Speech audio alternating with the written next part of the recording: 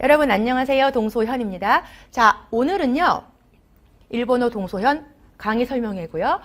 내년도에 이루어질 강의를 설명하기 위해서 이번 연도에 있었던 시험에 관련한 정보도 좀 드리고 내년도에 여러분 열심히 일본어 공부해 봅시다 라고 하는 그런 설명회를 하는 시간입니다. 자, 먼저 PPT를 보시면 경쟁률이 작년과 올해 둘 다 거의 비슷해요. 8.28에서 8.29로 아주 미세하게 올랐지만 그 이전의 경쟁률에 비하면 상당히 떨어진 편이고 특히 올해는 작년보다도 더 많은 수를 선발하기 때문에 게다가 시험도 쉽게 나왔기 때문에 많은 분들이 좀 행운을 가져가시지 않을까라고 저는 내심 기대하고 있습니다. 경쟁률이 이렇게 8.29 나오고 315명의 수험생분들께서 지원을 해주셨는데 이 중에서 장애 2명 포함을 해서 38명이 선발이 되는 것으로 제가 알고 있는데 어쩌면은 2명이 빠질 수도 있어요. 제가 저렇게 써놓고 기억이 안 나네요. 아무튼 이 정도의 인원을 선발하게 되거든요. 그래서 경쟁률이 상당히 예전에 비해서는 낮아져 있다라고 생각합니다.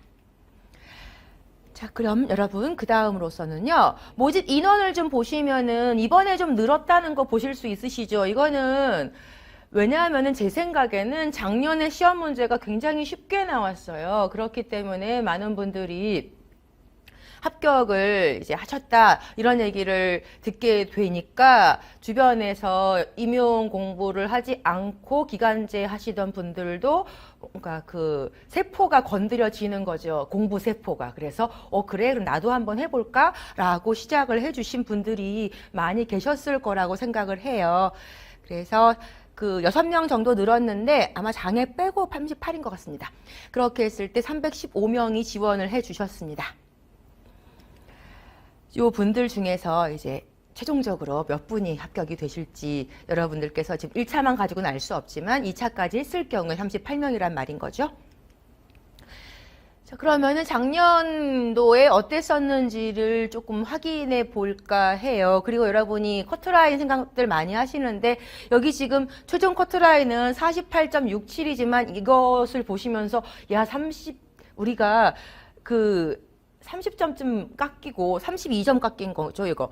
그래도 되나봐 라고 생각하시면 조금 오산이시고요. 이거는 1차 합격선이고 저렇게 1차를 통과하셔도 2차에서 결국 2배수 또는 1.5배수의 경쟁률을 또 뚫으셔야 되는데 2차랑 1차를 비교했을 때 1차는 점수의 폭이 좀 있어도 2차는 점수의 폭이 정말 없어요. 그렇기 때문에 뒤집기란 거의 불가능하다고 생각을 하시면 됩니다. 가장 높은 지역이 부산인데 올해도 아마 부산과 울산은 컷이 저 정도보다 훨씬 어쩌면 더 높을 수도 있다는 생각이 들 정도로 시험 문제가 쉽게 나오고 또 뛰어난 분들은 많이 모여 계신다고 생각하는데요. 71.67이었습니다.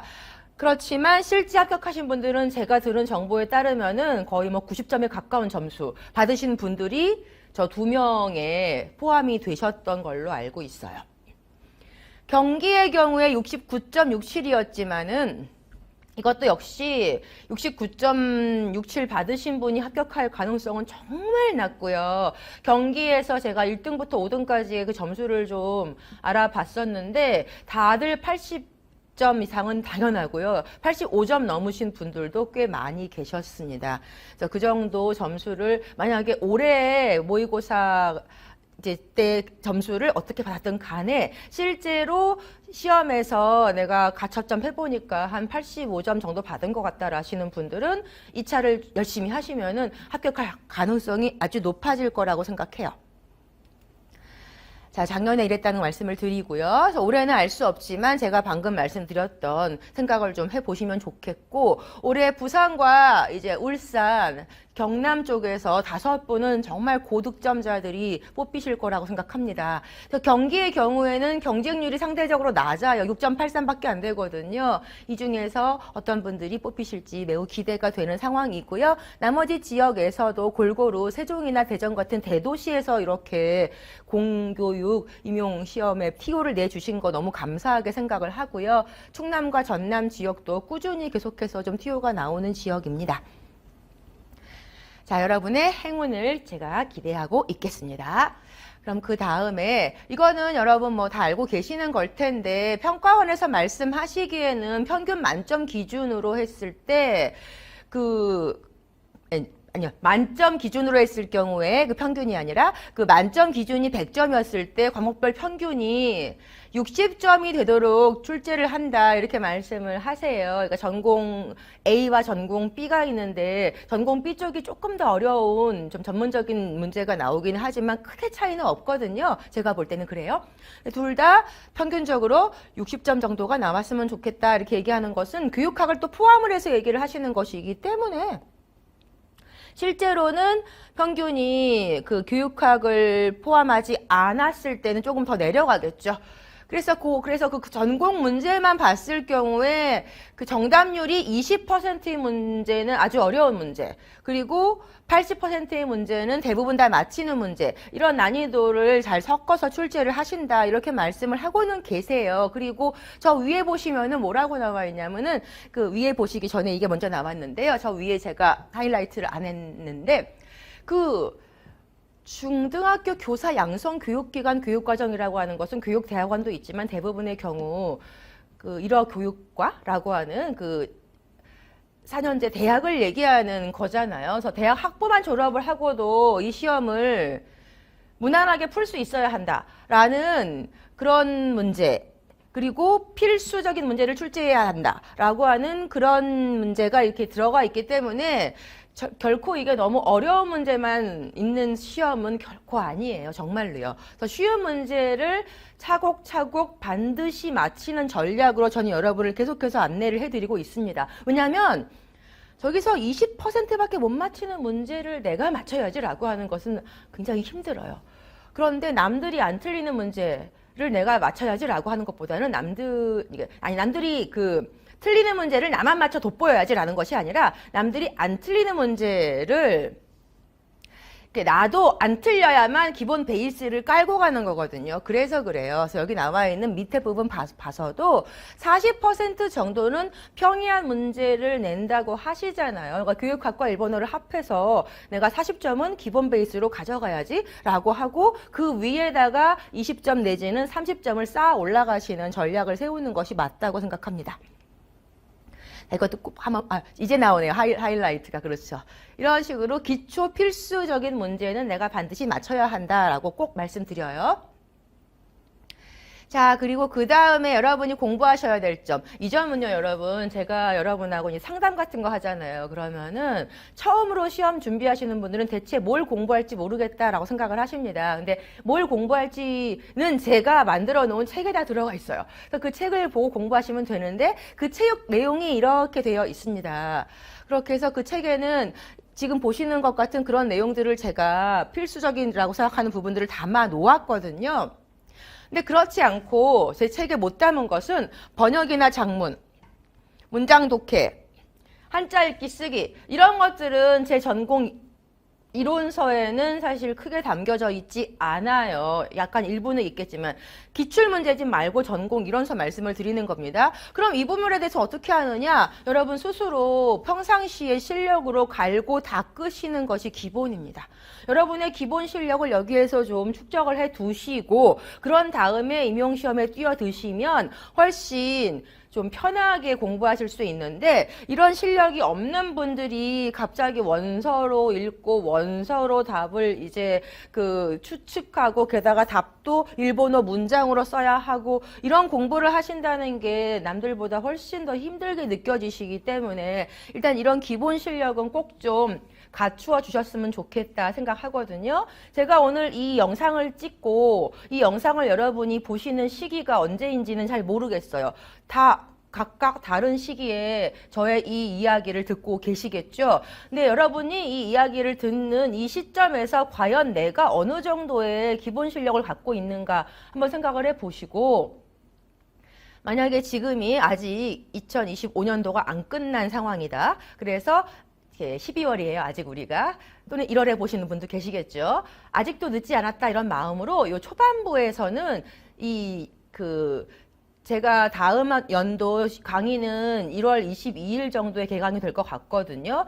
그때까지는 다른 거 생각하지 마시고요. 무조건 단어 외우고 여러 가지의 그 문장 독해력 키우고 라는 그 기초 실력을 닦는 쪽으로 좀 열중해 주시면은 1월 22일 이후에 저를 만났을 때 훨씬 더 잘 따라오실 수 있을 거라고 확신합니다. 자, 그리고 이번 시험에 대해 잠깐만 간단하게 브리핑을 드리겠습니다. A형부터 보시면은 다른 것들은 비교적 비슷하게 가는데 지금 높게 쌍두마차로 올라와 있는 부분 보이시죠? 자, 여기도 마찬가지예요. B형도 이런 식으로 높게 올라와 있는 쌍두마차가 보이는데요. 다른 것들은 비슷하잖아요. 이랬을 때 이것이 무엇이냐라고 하면은 교육 이론하고 그 다음에 문법이에요. A도 그랬고 B도 그랬어요. 이런 식으로 했을 경우에 우리가 다시 한번 A, B형을 묶어서 한번 볼까요? 이렇게 교육 이론과 문법이 쌍두마차처럼 쑥 올라와 있는 거를 보실 수가 있으실 거예요. 이래서 점수가 얘가 이제 20점이고 얘가 이제 16점이고 이랬던 것 같은데요. 교육과 문법을 합쳤을 때 결과적으로 이게 아까가 22점이었나 봐요. 그래서 38점을 배점을 하고 있다는 얘기입니다. 이게 38점을 배점했다는 것을 80점 만점에서 지금 보고 있는 것이니까 이것을 만약에 100분율로 나눠 보니까 이렇게 나오더라고요. 47.5%, 거의 50%에 가까운 부분이 저쪽에 집중되어서 문제가 나오고 있다는 걸 알 수 있어요. 제가 강의를 할 때에도 그래서 교육 이론하고 문법에 대해서는 특강을 별도로 만들어서 여러분이 평상시에는 일주일에 한 번만 공부를 하시다가 1년에 2번 정도 특강을 나오실 때 일주일에 2번, 수요일과 토요일 양쪽 나누어서 공부를 하시게끔 제가 짜는 것도 이런 구조 때문에 그렇거든요. 반드시 이 교육 이론과 문법을 제대로 차분하게 잘 공부하지 않으시면은 저 배점에서 너무나 불리해지십니다. 그리고 또 많이 나오는 것이 보세요. 독해 번역 문제가 지금 14점이거든요. 제가 아까 기본기 실력 다 두시라고 했잖아요. 기본기 실력을 여러분께서 잘 다져두셔야 나머지 것들 공부하실 때 도움도 되지만 실제로 한자 읽기 문제 묻고 번역시키고 독해에서 특히 이번 같은 경우에 뭔가 자신의 생각을 쓰는 문제가 많이 나왔는데요. 그랬을 때 독해력이 빨리빨리 바탕이 되어 있어야 되고 생각을 일본어로 쓰는 거니까 일본어 작문 실력도 있어야 되고 이런 기본적인 일본어 실력이 점점 중요해지고 있다는 것을 느낄 수가 있습니다. 그렇게 이렇게 세 가지 것에 대해서 좀 집중적으로 공부를 하셔야 돼요. 뭐 나머지가 중요하지 않은 건 아닙니다만은 많이 문제가 나오는 것이 이것들이기 때문입니다.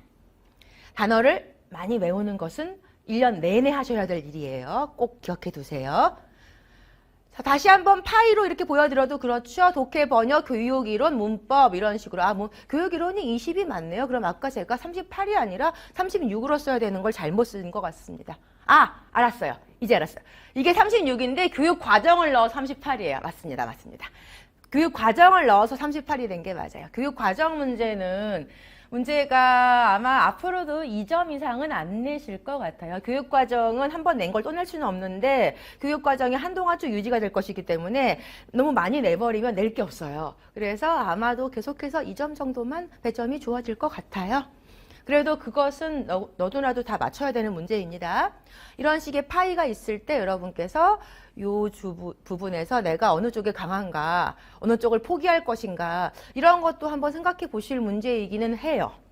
모든 걸 다 할 수 없으면 어느 하나를 포기해야 되거든요. 그랬을 때 예를 들어 내가 문자 표기를 포기하겠다. 그래서 그 해에 그게 안 나와주었어. 굉장히 좋은 거죠. 근데 나왔다 하더라도 2점이니까 그 2점을 내가 버리고 나머지에서 잘 따면 돼. 이런 전략을 세울 수도 있다는 얘기예요. 그런데 여기 보시면 문학이 6점이잖아요. 6점은 적지도 않지만 그쵸? 문제가 결코 무시할 수 있는 양도 아니지만 문학 문제는 아주 꼬지 않고 단도직입적으로 이것이 무엇이냐를 묻기만 해요. 그렇기 때문에 외우기만 하면 다 점수를 얻을 수 있어서 거의 틀리지 않는 영역입니다. 그렇기 때문에 저 문학은 포기하시면 안 돼요. 반드시 마지막 순간까지 내가 문학은 완성을 해서 가야 한다라고 생각하셔야 되는 영역입니다.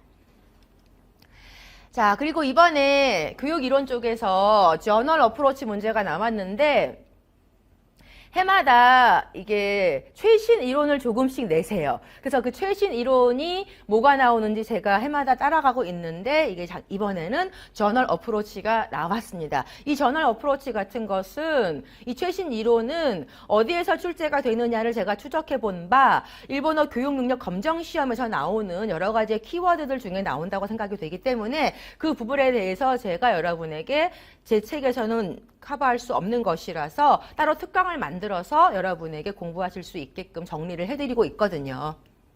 자, 문법에서 뭐가 나오는지 해마다 달라지는데 이번에 나온 것이 조건 표현입니다. 바, 따라, 나라 이런 것들을 구별할 수 있는가라는 것과 그 다음에 이동동사의 아스펙트라고 해서 테이로라고 하는 형태가 이꾸라고 하는 동사와 하시루라고 하는 동사에 붙었을 때 각각 어떤 식의 아스펙트의 그 미닝, 의미가 달라지는가를 묻는 것이었거든요. 그렇게 어렵지 않은 학부 졸업하면 공부했을 때 이거 분명히 풀 수 있는 거 맞습니다. 어렵지 않고 쉬운 문제가 나와 주어서 좀 감사했어요. 자, 그리고 그 다음에 요거는 넘어갈게요. 잘못 들어간 것 같습니다. 자, 그 다음으로 가셔서요. 이번에는 A형과 B형을 여러분에게 문항별로 보여드리고 싶은데 여기서 제가 하고 싶은 말이 뭐냐면요. 실제론이라고 써있는 요 부분이거든요. 이게 뭐냐면은 여러분이 나는 일본어 문장력이 없기 때문에 어차피 이 시험은 힘들 거야 라고 생각하시는데 제가 경험해 본 바 일본어 문장력은 번역할 때 말고는 그렇게 크게 좌우되지 않는 것 같아요. 왜냐면요 저희가 기입식 문제가 있는데 기입식은 그야말로 이해를 하고 괄호 안에다가 맞는 용어를 넣기만 하시면 되거든요.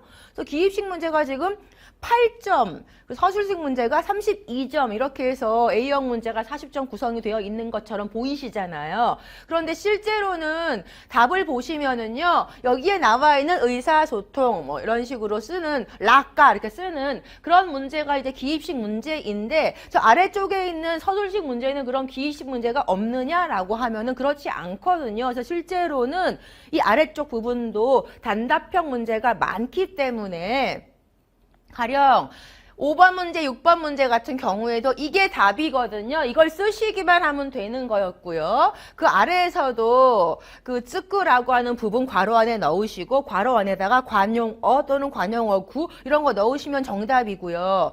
그리고 여기서도 필수라고 하는 단어와 그 다음에 토라고 하는 단어를 넣어주시거나 마대였나? 이거 토 대신에 제가 좀 토였는지 마대였는지 뭔가 간단한 걸 넣으시면 되는 거였고 저 아래쪽 가서도요 땡땡 루 만드는 문제는 조금 어려웠는데 그 앞에 렌다쿠 문제라든지 사카야라고 하는 이런 것들은 그렇게 어려운 문제가 아니죠. 그냥 이해하시고 요거구나 라고 괄호 안에 충분히 쓸 수 있는 그런 문제고 마지막 문제에서도 보토무 아프 또는 보토무 아프 시키 보토무 아프 쇼리 보토무 아프 뭐 모델로 다 괜찮을 것 같은데 요게 포인트거든요. 요것을 쓰시기만 하면 점수를 가져갈 수 있어서 하나하나 이렇게 제가 세봤더니 훨씬 더 기입식 문제에서 우리가 얻을 수 있는 점수가 8점보다 더 많다는 걸 알 수 있었고요. 마찬가지 방법으로 이제 해볼 건데 일단 여기서만 봤을 때 11점을 8에 더할 수가 있었어요. 마찬가지 방법으로 이제 B도 그렇게 해봤을 때는요, 라포르라든지 이런 것들이 오노마토페, 이치닌마에 전부 다 괄호 안에 쓸 수 있는 그런 문제들이었어요. 그래서 그 아래에 있는 것들도 생깬, 노메가 있으시면 안 되고 뭐 생깬 정도 쓸 수 있었다라든가 여기서는 하나미나 그 다음에 사쿠라 젠센, 하나 요리 난고 이걸 쓰면은 1, 2, 3 아마 3점을 다 받지 않았을까 싶거든요. 이런 것들을 1점으로 제가 단순하게 뭐 알 수 없지만 1점인지 0점인지 알 알 수 없지만 해서 계산을 단순하게만 일단 해봤는데 그러니까 여기서 11점 또 플러스가 되어서 결과적으로 A랑 B를 합쳤을 때 이 기입식 문제라는 것은 80점 중에서 최대로 봤을 때 좀 줄어들 수 있지만은요 34점 정도를 차지하거든요. 그래서 내가 그러니까 문장력이 조금 부족하다 하더라도 이 기입식 문제만 차근차근 잘 이해를 해서 또박또박 쓸 수 있으면은 34점은 얻을 수 있다는 것이고 나머지 서술식 문제에서 반타작만 해가지고 맞춘다. 뭐 이런 식으로 전략을 세울 수도 있는 거 아니겠어요? 그래서 너무 그렇게 겁을 먹을 시험은 아니다라고 생각이 돼요. 우리가 내용을 이해를 해서 딸랑 단어 하나 쓰는 거는 그렇게 어렵지 않은데 나는 이 내용에 대해서 추론해서 또는 요약해서 일본어 문장 쓰는 거는 힘들어요 라고 하실 수 있잖아요. 그런데 그 뒷부분 제가 말씀드린 그 추론하거나 요약하거나 하는 부분은 누구나 다 어렵게 느껴요. 그거는 대부분의 경우 다 어렵게 느끼는 부분이에요. 그런데 앞부분은 내가 그래도 공부를 해서 여러 가지 책을 많이 읽어봤고 설명도 들었고 해서 아 이거 뭐 말하는지 알겠어 라고 하는 감이 오고 그 감이 오는 것을 괄호에 넣어가지고 쓰게 되면은 그거는 그냥 내가 이해한 거 단순하게 쓰기만 하고 한자 안 틀리고 히라가나 안 틀리면 점수 받는 거잖아요. 그렇기 때문에 이런 내가 할 수 있는 부분, 쉬운 부분, 남들도 다 맞춰서 그 사람들도 점수를 가져갈 수 있는 부분에서 똑같이 내가 강한 모습을 보여야 그게 훨씬 더 점수를 얻기가 쉽다는 말씀을 드리는 겁니다. 공부하실 때 그런 점을 감안을 하시면서 공부하시면 돼요. 그러니까 내가 어려운 건 남들도 다 어려울 거야 라고 마음을 좀 편하게 가지세요. 자, 이번에 이거는요, 신출제 되는 걸 제가 좀 보고 있어요. 그러니까 한 번도 지금까지의 기출문제 중에서 출제가 되지 않았던 주제라는 것이 있는데, 이번에 나왔던 것이 그 나루만 인교라는 것이 신출제로 들어가고요. 그리고 필수보어라고 해서 이제 상호동사 앞에 그 필수보어 이게 토가 맞겠군요. 이거는 예, 토를 쓸 수 있느냐, 토 이쇼니 쓸 수 있느냐 이런 얘기 있었는데요. 그런 부분의 문제가 처음 나왔기 때문에 제가 신출제로 넣었습니다. 나머지 것들은 한 번 이상 다 나왔던 것들이에요. 그래서 기출문제를 열심히 보시면 은 이런 문제에 대부분 다 대응을 하실 수가 있다는 얘기고요. 여기에 지금 별별별 붙어 있는 거는 뭐냐면은요. 모의고사 때 거의 비슷한 문제를 제가 여러분께 정리를 해준 케이스를 싣고 있는 겁니다. 이번에 좀 모의고사 적중이 많이 됐어요. 저도 왠진 모르겠습니다. 예를 들어 이런 문제가 나왔었거든요. 이게 제가 4차 모의고사 B형 4번 문항에다가 이렇게 내드렸어요. 그래서 절과 그 신사에서 기원물이라고 하는 게 있는데 그 기원물 중에서 나루만 인교라는 것을 사진을 보여드리고 여기에 이게 뭐냐 이름을 써라 뭐 이렇게 하는 문제를 냈거든요. 근데 지금 보시면은 실제 문제에서 3번 문제 A형에서 3번 문제에서 보시면은 나루만 인교가 이렇게 보이죠. 여러분은 이걸 어떻게 맞췄냐 선생님 뭐 대단하시다 뭐 쪽쪽 찍겠냐라고 하시는데 제가 무슨 무당도 아니고 뭐 그런 거 어떻게 알겠습니까? 근데 저는 과학적으로 분석해요. 일단 교육과정을 저는 분석을 해서 교육과정에서 2015년도에는 없었는데 2022년도에는 새로 들어간 것이 있으면 내가 만약에 출제위원으로 평가원에 뽑혀 들어간다 하더라도 그 부분 먼저 볼 게 당연하지 않을까요? 저는 그렇게 의식이 됐거든요. 그렇기 때문에 그것을 뒤져봤을 때 2022년도에 없는 것들만 계속해서 제가 지금 모의고사에 싣고 있는 거 아니요, 2015년도에 없었는데 2022년도에 생긴 거 그런 것들만을 먼저 제가 공부를 시켜드리면서 모의고사를 만들었던 것인데 그게 그 중에 하나가 달만은 아니고요. 기원물이었어요. 그래서 제가 기원물에 대해서 만회기 냈고도 제가 작년에 모의고사에 냈거든요. 그리고 작년에 냈기 때문에 제 모의고사는 해마다 문제가 달라져서 낼 수가 없어서 이제 만회기 냈고가 아닌 걸 내야겠다 하다 보니까 다루마가 떠오른 거죠. 다루마를 떠올리고 그리고 혹시 다른 것 중에서도 뭐가 있지 않을까 해가지고 하마야라고 하는 그 화살 이런 것들도 좀 내드리고 그랬어요.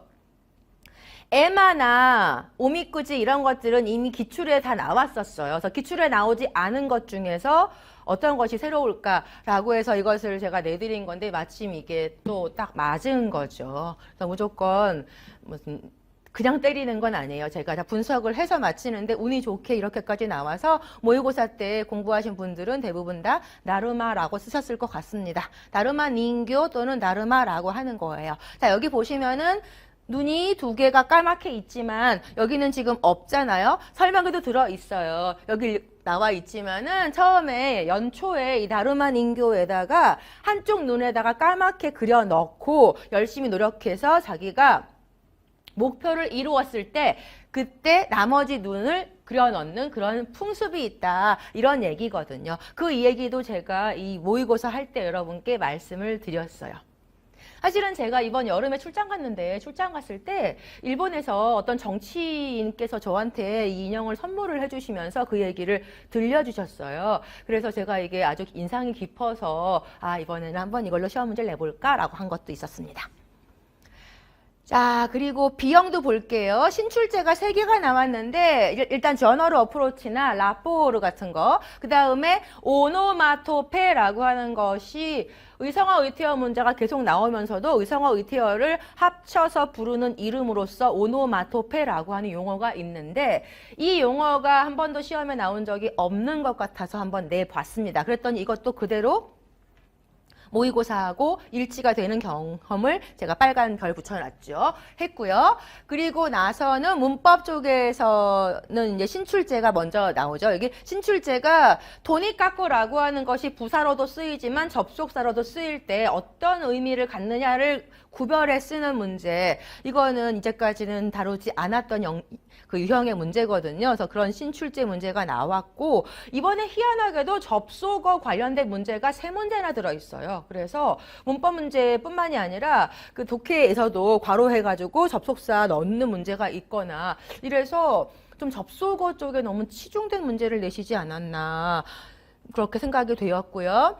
근대문학에서 이제 나와 있는 거는 됐고 그다음 신출제 다 말씀드렸고요. 이 중에서 제가 적중해서 맞춘 것이 5번에 있는 오노마토페, 근대문학에서의 그 시라카바파, 그 다음에 이쪽에 와서 그 객관 테스트랑 구미아와세법 나와 있는 쪽, 이쪽이 적중된 것인데 이것도 좀 보여드리면은 왼쪽, 오른쪽, 왼쪽이 실제 시험이고 오른쪽이 제 모의고사인데 여기에서 이제 여러분들한테 오노마토페라고 하는 것, 잠시만요. 죄송합니다. 오노마토페라고 하는 것에 대해서 저는 여기 보시면은 오노마라고 하는 말, 그 다음에 포이에인이라고 하는 뭐 그리스어래요. 아무튼 뭐 그런 얘기를 하면서 제가 수업 시간에 오노마토페의 어원에 대해서도 말씀을 드리고 의성어 의태어라고 하는 것을 여러분에게 여기 나와 있는 데카몰이라든지 이제 북카빵이라고 하는 재미있는 소재를 가지고 기억에 잘 남으시게끔 그렇게 문제를 냈거든요. 그래서 이 북카빵이 북카북카노 판츠인데 실제 여러분이 답을 모의고사 답을 쓰실 때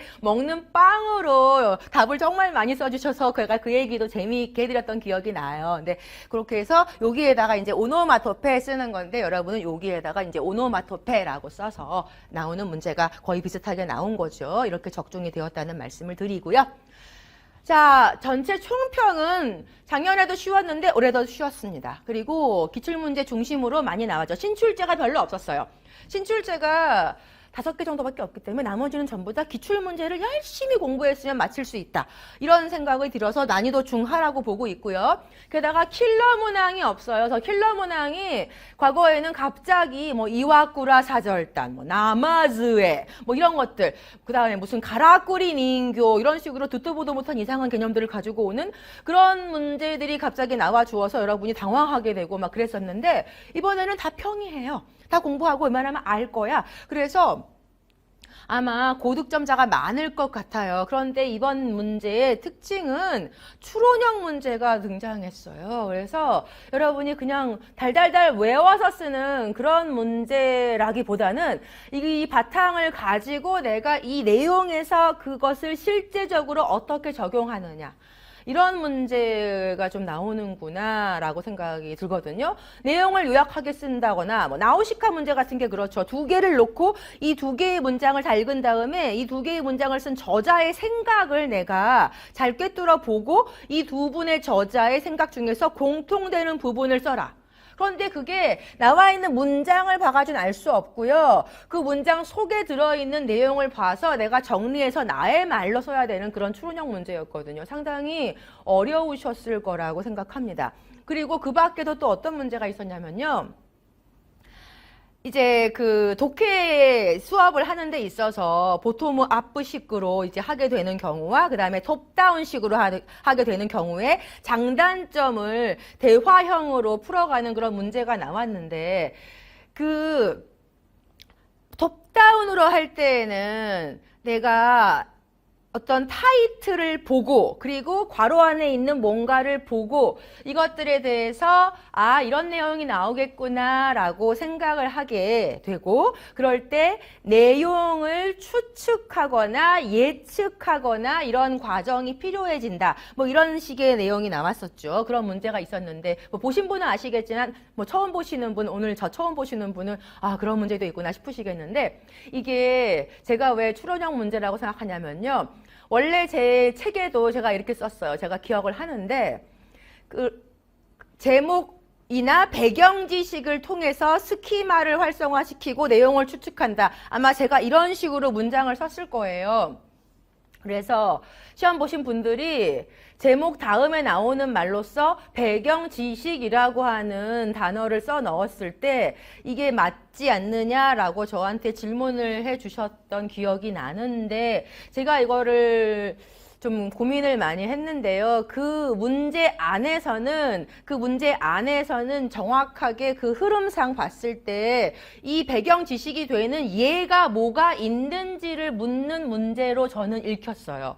저는 그래서 그 자리에다가 그 제목 말고도 독해를 하려고 했을 때 그 책에 이게 나와 있는 내가 그 책 페이지를 봤을 때 맨 위에 제목이 있고 그리고 쫙 문장이 있는데 문장 안에서插화가 있거나 사진이 있거나 이런 것들을 보면서 아 이런 문제가 나오겠구나 라고 예측을 한다. 이렇게 대화의 흐름이 흘러가는 것으로 저한테는 읽혔거든요. 그래서 단순하게 배경 지식이라고 쓰기보다는 그 부분에서는 배경 지식이 뭐지? 라고 흐름을 통해 내가 추론을 해서 예를 들자면은 사진, 예를 들자면은 삽화, 예를 들자면은 도표 이런 식으로 구체적으로 뭐가 나오는지를 묻는 문제라고 생각을 해서 저는 그쪽을 답으로 보고 있거든요.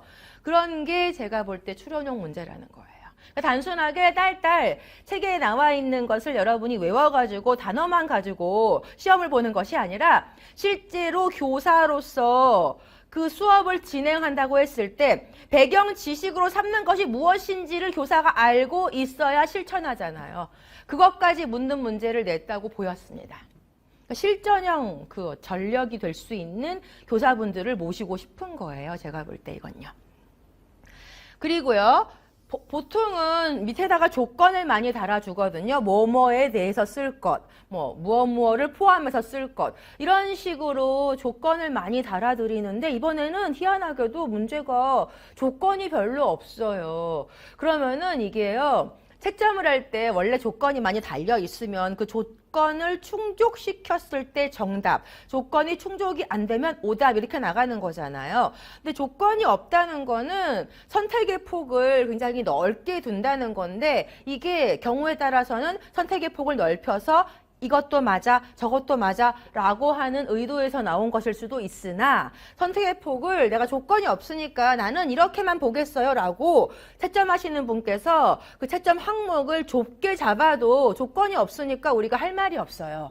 그랬을 때 아 이거는 이게 없으니까 오답이에요 라고 그 채점자 재량의 폭이 자기가 얼마든지 줄이거나 늘리거나 라고 하는 채점자의 마음대로 할 수 있는 그 재량의 폭이 넓어졌다고 제가 말씀을 드리는 겁니다. 이거는 제 생각엔 그래요.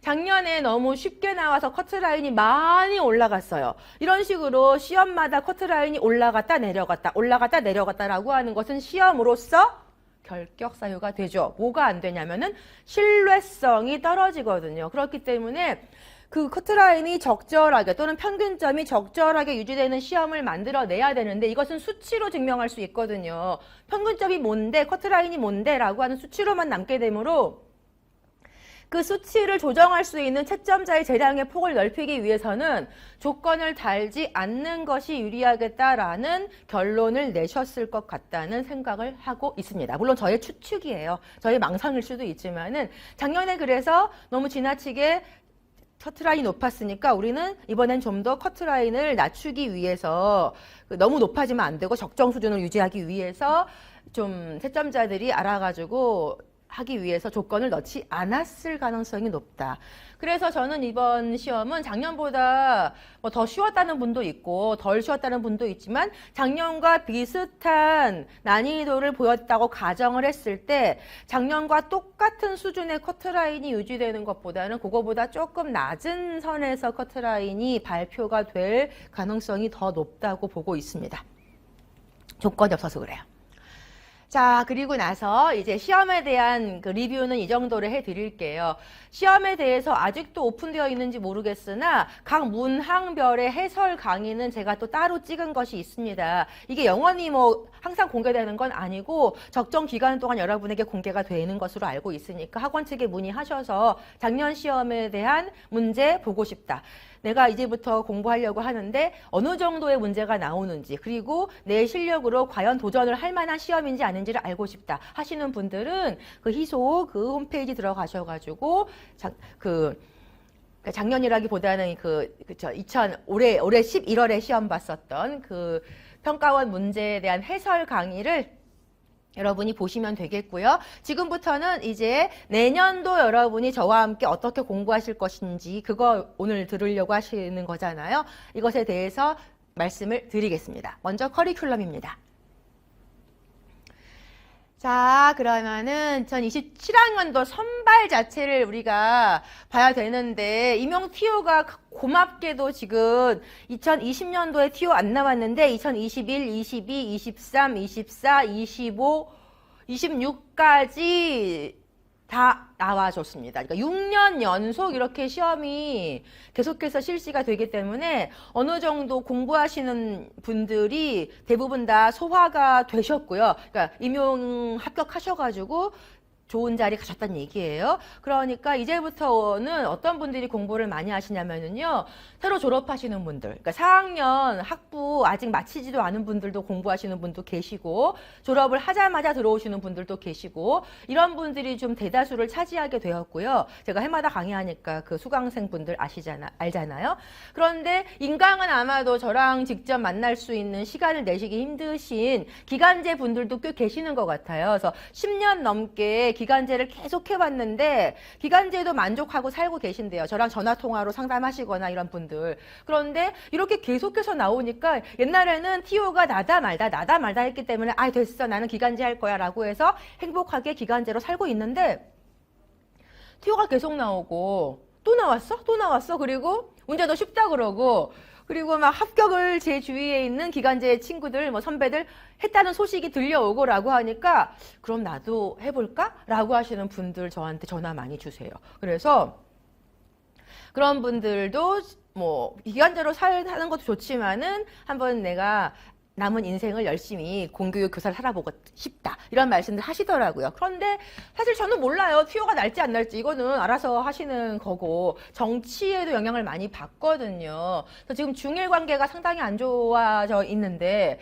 그래서 한일 관계나 뭐 한중 관계 이런 것들도 제가 열심히 뉴스를 보거든요. 그래서 중국과의 관계가 어떻게 되는지에 따라서 중국어 TO가 나는 거고 일본과의 관계가 어떻게 되는지에 따라서 우리의 TO도 나오는 거고 그런데 우리는 그 중국어하고 좀 시속 게임을 해야 되기 때문에 중국어가 많이 나오면은 일본어는 줄어들거든요. 그래서 죄송한 얘기지만 한중 관계가 안 좋을 때는 저희가 좀 특수를 많이 누렸다라고 말씀을 드릴 수가 있을 것 같고요. 이 기조가 그렇게 쉽게 1년 만에 싹 바뀔 것 같지는 않아요. 그래서 TO가 좀 낮았으면 좋겠다라고 하는 그런 마음을 갖고 있지만 여전히 모릅니다. 최악의 경우는 늘 대비를 해야 하고요. 저도 그래서 강의할 때 만약에 TO가 안 나면은 그때 가서는 그 9월 이후에 강의를 어떻게 할 것인지 아예 쉴 것인지 아니면 그때의 기본적인 베이스를 다질 수 있는 강의를 다소 만들어 볼 것인지 늘 머리에 그 염두에 두고 제가 강의 계획을 짜고 있습니다.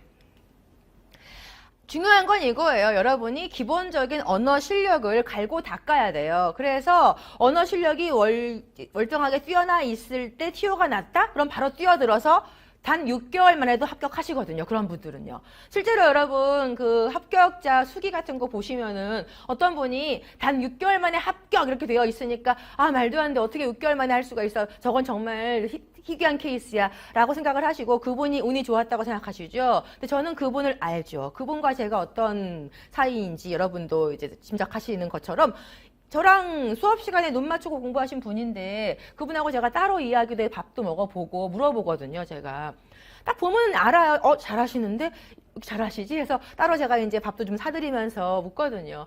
일본어를 너무 잘해요. 일본어를 완벽하게 거의 950점 뭐 이 정도의 JPT를 갖고 있는 분이기 때문에 남들보다 훨씬 유리한 거죠. 아까 나왔던 독해에서 14점이었나요? 그 정도. 독해나 번역 이런 문제에서 공부를 안 해도 돼.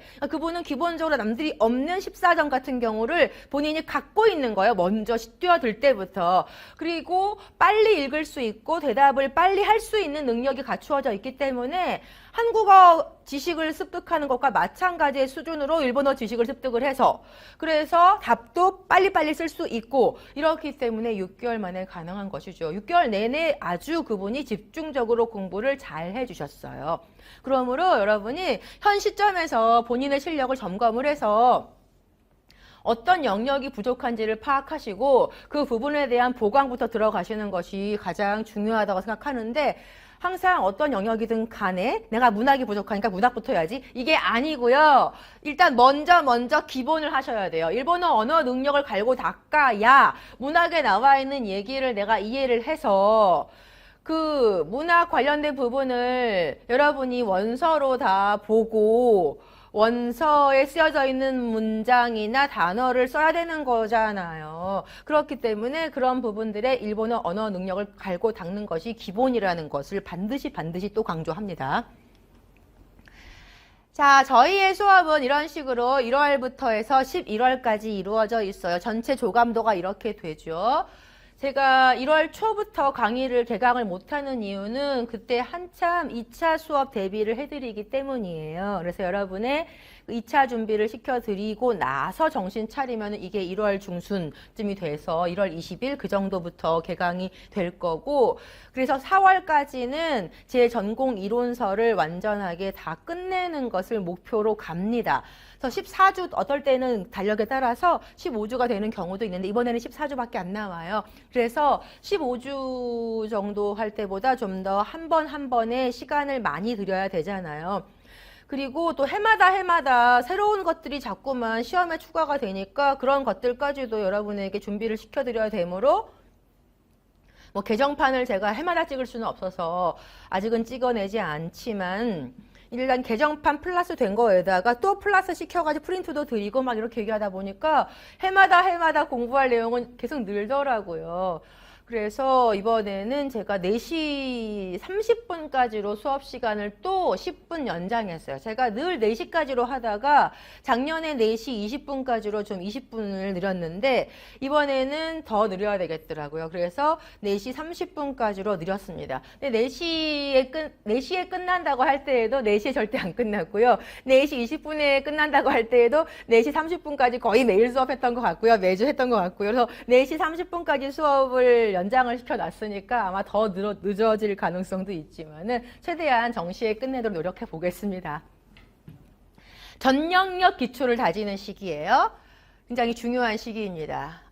어느 강의부터 들을까요? 라고 했을 경우 여러분은 아마 어떤 분들은 9월부터 모의고사 문제를 쫙 뽑아가지고 내가 공부를 하겠다 이런 분도 계시는데 안 돼요. 그거 안 됩니다. 그런 식으로 지름길이 되지를 않는 시험이에요. 반드시 특히 초수하시는 분들 그런 분들은 그냥 ABC부터 공부한다 이런 마음으로 1월에서 4월까지의 시간에 집중 투자하셔야 됩니다. 왕별 붙였습니다. 제가. 그리고 나서 이제 이때에도 당연히 문법 강의가 있죠. 근데 여기에 나와 있는 문법 강의 한 번만 설명 들어가지고 알 수 있는 내용이 아니실 거예요. 죄송하지만요. 여러분을 너무 무시하는 게 아닙니다. 문법이란 문제 자체가 좀 쉽진 않죠. 한 번 들어서 알지는 좀 어렵잖아요. 그래서 그 문법 부분에 대해서만 좀 뽑아가지고 제가 7주 정도 이제 특강이 들어가요. 그래서 수요일 날 공부한 내용을 토요일 날 다시 한번 반복한다. 뭐 이런 식으로 생각해도 괜찮은데요.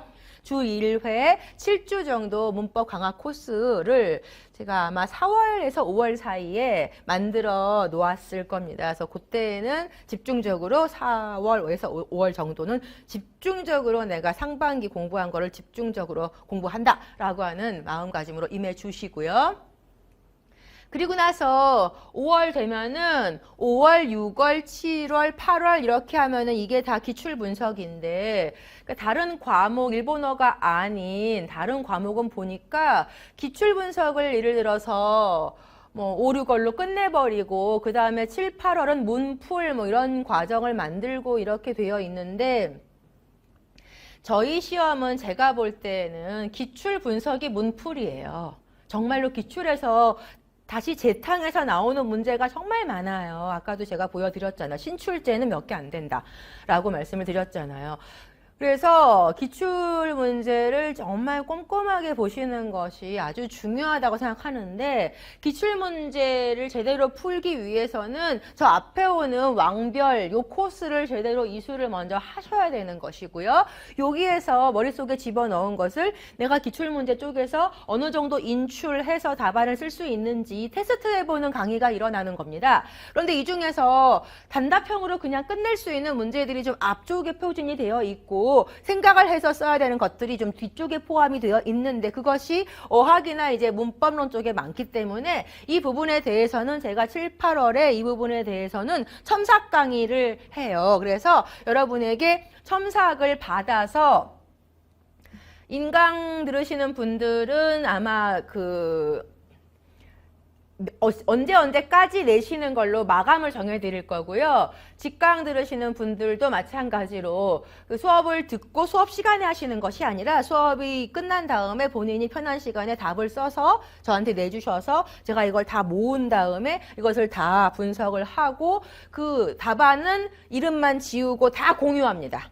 그래서 어떤 분의 잘 쓴 답안, 어떤 분의 조금 부족한 답안을 모든 분들이 다 공유할 수 있고 답안을 제출하지 않은 분들도 이런 자료는 전부 다 공유가 되는 거죠. 그래서 내 답안과 남의 답안을 비교를 하면서 이렇게 쓰면 좋은 답안이 되는구나 라고 답안 완성을 할 수 있는 것은 이 7, 8월 쪽에 좀 더 집중적으로 공부를 하게 됩니다. 자, 그리고 저기에 있는 문법 강화 코스는 여러분께서 특히나 초수 아니더라도 문법이 좀 약하신 분들이 들으시면은 반복 학습을 통해서 이해할 수 있는 거잖아요. 그래서 이번에 나온 조건 표현도 제가 정말 설명 많이 드렸어요. 바가 되는 경우, 안 되는 경우, 따라가 되는 경우, 안 되는 경우 이런 것들을 또바, 타라, 나라라고 하는 4가지의 조건 표현의 특징을 제가 여기서도 설명했고요. 여기서도 설명했고요. 그리고 나중에 모의고사 가서도 비슷한 문제를 내서 또 한 번 설명을 해서 한 그 사항에 대해서 최소한 3번 이상 설명을 들으시게 되거든요, 여러분이. 그렇게 해서 문법은 반복을 노리게 되는 건데요. 또 하나의 그 특강이 뭐냐면은 이번에 저널 어프로치라고 하는 그 신출제 영역 저희가 이 책에선 다루지 않지만 새롭게 일본에서 교사가 되고자 하는 일본어 교사가 되고자 하는 일본어 교육 능력 검정 시험이라는 시험이 있는데 그 시험을 대비한 수험서가 있어서 그 수험서에서 좀 제가 보고 이런 내용은 우리나라 이 중고등학교 교사분에게도 적용이 되겠다라고 하는 것들을 좀 모아서 교육을 시켜드리는 시간이 있어요. 그래서 그 책에서 그 엑기스를 뽑아가지고 그리고 여기서도 문법을 했지만은 여기서도 이제 반복 학습이 이루어지면 좋은 거라고 생각이 들기 때문에 여기에서 다루었던 내용 플러스 반복 그리고 새로운 개념 넣어가지고 요때에는 한 방학을 여름방학을 이용해서 기간제 하시는 분들도 오실 수 있게끔 좀 이렇게 짰거든요. 그래서 모두 5주에 걸쳐서 토요일 날에 또 한 번 나오시게 될 거예요. 그래서 수토 이렇게 이루어지는 기간이 여기 있습니다. 자, 그리고 나서는 이 기출 분석 끝나고요. 그리고 나서 여기에서 9월부터 10주간 집중 코스로 파이널 모의고사 강의가 이루어지죠. 10주 내내 모의고사 보는 건 아니고요. 3주 정도는 여러분이 저랑 같이 1년 내내 공부했던 걸 다시 한번 또 복습해요.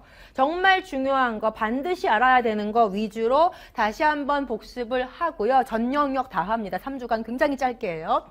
그리고 나서 나머지는 모의고사를 실제 시간과 똑같이 실제 임용시험에 갔을 때 1교시, 2교시 이 시간과 똑같이 그 앞에 있는 교육학 시간까지도 만들어가지고 그렇게 아주 똑같은 그 환경에서 여러분이 실전을 체험하실 수 있게끔 그렇게 모의고사를 실시하고 있습니다.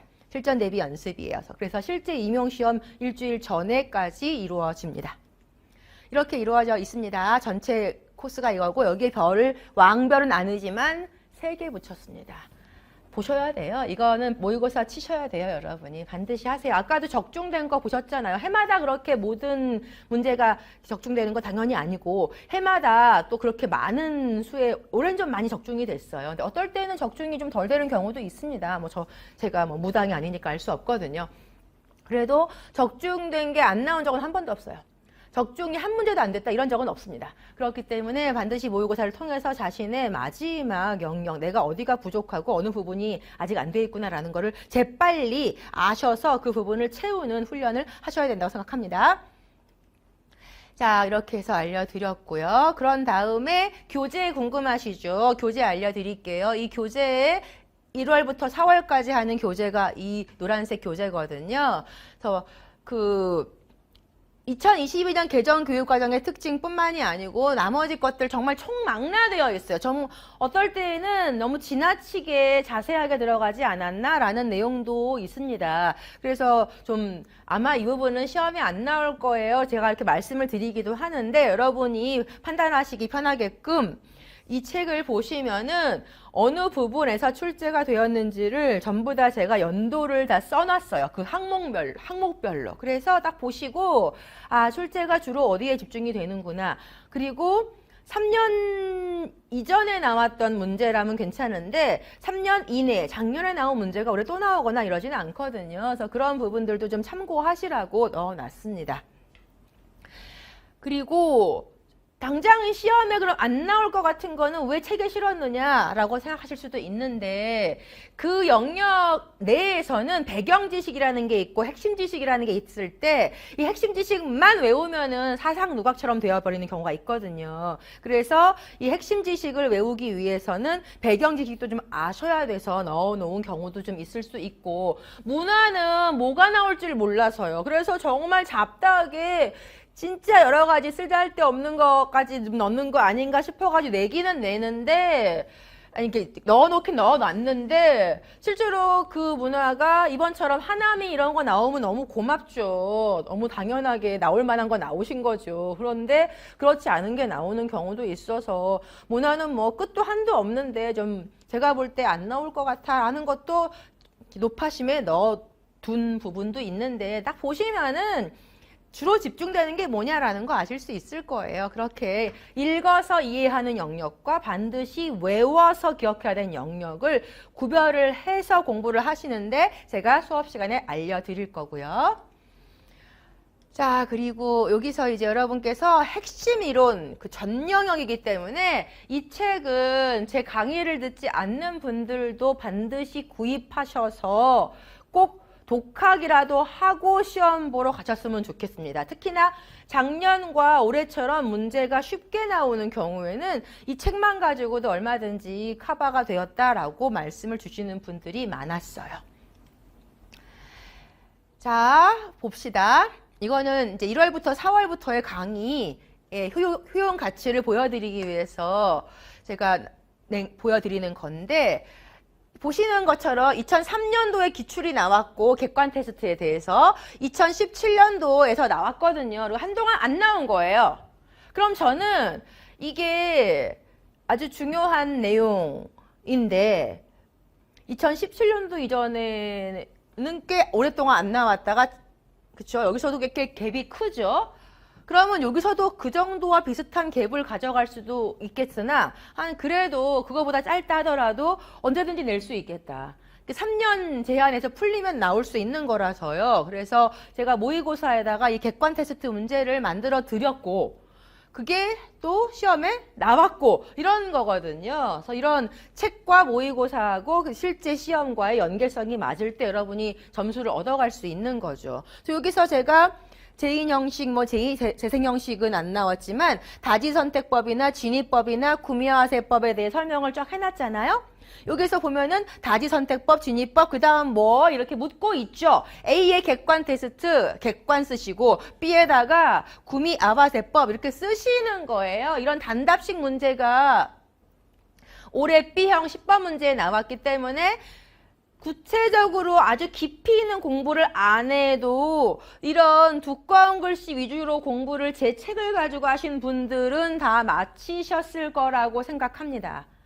그런데 이 문제가요, 10번 문제가 좀 어려운 게 구미야마세법을 실시를 했을 때 그 한계점에 대해서 그리고 그렇다면은 교사는 어떤 궁리를 해야 하는가를 또 쓰게 했죠. 그럼 이 문제는 4점 중에서 1점, 1점, 나머지 2점을 주거나 0.5, 0.5 주고 나머지 3점을 주거나 둘 중에 하나인데 아마 1, 2의 그 비율로 갔을 확률이 높다고 저는 보고 있고요. 저건 공부를 깊이 해야 되는 거예요. 이건 여러분들이 구미화세법의 장단점이 뭐지? 라는 것을 생각하고 답을 써보는 연습을 해보시거나 아니면 실제로 현장에서 근무하시다가 구미화세법을 이렇게 내니까 이런 피해단이 있어서 제대로 아이들의 실력을 공평하게 내가 평가할 수가 없었구나 라고 하는 경험이 있는 분들, 그런 분들이 자신의 아이디어를 넣어서 그 아이디어가 그럴싸하면 정답이거든요. 이런 문제는 좀 단답식으로 해결될 수 있는 문제는 아니에요. 이런 새로운 문제가 등장한 게 굉장히 저는 이번에 인상 깊었습니다. 거기까지는 못해도 그래도 아까 제가 말씀드렸죠. 단답 기입식 문제도 굉장히 많다. 그런 부분에 대해서만큼은 틀리지 않아야 돼요. 자, 그리고 기출 문제집은 이렇게 생겼어요. 그래서 이렇게 생겼는데요. 여기에서 영역별로 제가 그 앞서 나왔던 그 책이랑 그 포맷을 똑같이 해서 영역을 그대로 가져가거든요. 그래서 이거 보다가 모르겠으면 저쪽으로 가서 비교해서 확인할 수 있게끔 해드렸어요. 그런데 이거는요, 저 뒤에 무슨 모범 답안 같은 걸 제가 실어드리기는 했어요. 앤서 키가 그쪽에 있긴 있는데 그래도 그 책 자체 내에서 제가 막 설명을 써놓거나 이런 건 아니어서 뭐야 이거 무슨 문제만 갖다가 복붙해 놓은 거 아니야? 라고 생각이 되실 수도 있는데 여러분 이렇게만 하면 혼자 공부 못 하시잖아요. 그래서 강의를 통해서 여러분이 그 시험 문제와 관련된 지식을 확인하는 시간을 가져야 되고 여러분들이 집에서 독학하시는 분들이야 그 전에 제가 보여드렸던 전공 이론서를 보고 비교를 해서 하시면 되긴 되는데 그것만 가지고 안 될 때도 많거든요. 그리고 너무 많은 것을 공부를 하다 보니까 이 찾는 시간도 힘들어. 바빠, 여러분께서는. 그래서 제가 부교재를 만들어서 매 시간 드려요. 매 시간 제가 여러분께 부교재를 정리해서 이 문제를 풀기 위해서 이것을 보셔야 합니다라는 것을 다 여러분께 정리해서 떠먹여 드리거든요. 그리고 또 중요한 거 아까 말씀드렸죠. 서술형 답안 작성 연습을 해야 되고 1:1 첨삭으로 제가 피드백도 드린 다음에 중요한 건 그거죠. 모든 답안을 우리가 모든 학생들이 공유할 수 있다고요. 내 답안은 내가 알아도 남의 답안을 어떻게 쓰는지 어디 가서 보겠어요. 근데 이걸 제가 다 이름을 가리고 지우고 다 공유를 해드리기 때문에 그 부분에서 상당히 실력이 올라가서 자기도 답안 쓸 수 있는 자신감을 얻었다 이런 말씀을 많이 주셨어요. 나는 절대 안 보여주겠어 라고 하시는 분은 첨삭 서비스를 포기하시면 되는 거고 첨삭 서비스를 신청하시는 분은 자신의 답안을 다른 분들께 공유하겠다라고 하는 약속을 저하고 하시고 진행하는 겁니다. 이것이 기출 강의의 개요입니다. 그 부교재는 이런 거죠. 이런 식으로 제가 다 정리를 해서 어느 연도에 어떤 것이 나왔고 뭐 이런 식으로 다 정리를 해드립니다. 부교재 상당히 많으니까 잘 파일링 해두세요. 자, 그리고 나서 빨간 책, 아까 제가 말씀드렸던 일본어 교육 능력 검정 시험을 대비하기 위해서 일본에서 베스트셀러라고 하는 책이 이 빨간 책이거든요. 그래서 너무 기니까 제가 그냥 빨간 책 이렇게 부르는데, 이 내용 중에서 이 책에 실려있는 내용 중에서 우리 실정하고 안 맞는 것도 꽤 있어요. 이 책은 일본 내에 와 있는 전 세계에서 온 외국인에게 일본인, 원어민이 일본어를 가르치게끔 하는데 목적을 두고 있기 때문에 그러한 사람을 선발하기 위한 시험에 맞추어져 있을 거 아니겠어요. 그래서 중고등학생에게 외국어, 제2 외국어로서 가르치는 그 우리나라의 그 공교육 또는 사립에서도 마찬가지이겠지만은 아주 공립 사립 다 포함해서 공교육에서 다룰 수 있는 부분하고 좀 동떨어진 부분도 있을 수 있잖아요. 그런 부분은 굳이 안 보셔도 되는데 그 중에서 꼭 보셔야 되겠다라고 하는 부분을 제가 특강으로 잡아서 여러분께 토요일 날 공부를 한다고 말씀드렸죠. 먼저 문법 먼저 합니다. 문법이 어려우니까 1월부터 4월에 공부한 거를 4월, 5월에 다시 한번 복습을 시켜드려가지고 여러분이 1년 동안 문법 공부를 나름대로의 페이스에 맞추어서 하실 수 있게끔 잡아드리는 거예요. 특히 여기에 실려있는 문법 문제는 굉장히 그 단순하게 다루어져 있어요. 그래서 기초부터 알기 쉽게 해설이 되어 있긴 한데 문법 영역을 총정리를 하고 싶다 하시는 분들도 물론 하실 수 있지만은 초수생분들도 여기 나와 있는 그 실력이 그리 높지 않아도 이해할 수 있게끔 아주 콤팩트하게 정리가 되어 있어서 이것을 공부하시면서 아, 문법은 이런 거구나 라고 들어가도 괜찮고, 또는 공부를 좀 하신 분들이 나는 공부 웬만큼 문법 했어 라는 분들이 아, 이런 식으로 문제가 나오겠구나 라는 그런 식으로 이용을 해도 괜찮은 부분이 있더라고요. 그 부분을 정리해서 제가 알려드리는데 7주를 하거든요. 이 중에서 제가 절반 정도는 이 책에서 가지고 오고요. 이 책에 나와 있는 문법 내용이 좀 제가 볼 때는 너무 깊이가 얕아요.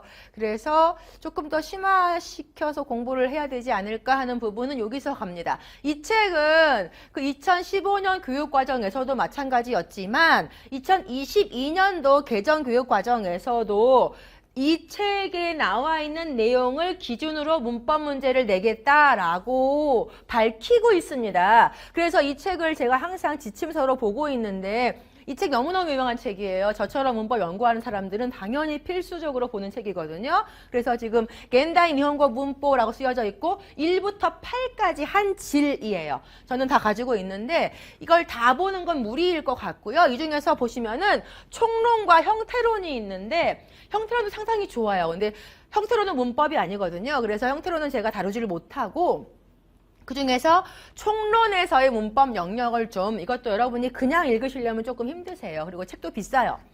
그래서 책을 사지 않더라도 여러분이 좀 읽기 편하시게끔 제가 가공한 프린터로 만들어서 수업을 합니다. 그렇게 해서 빨간 책에서 그리고 여기에서 절반 정도 이렇게 제가 발췌해서 프린트를 드리면서 이것을 문법 특강으로 7주간 진행할 거예요.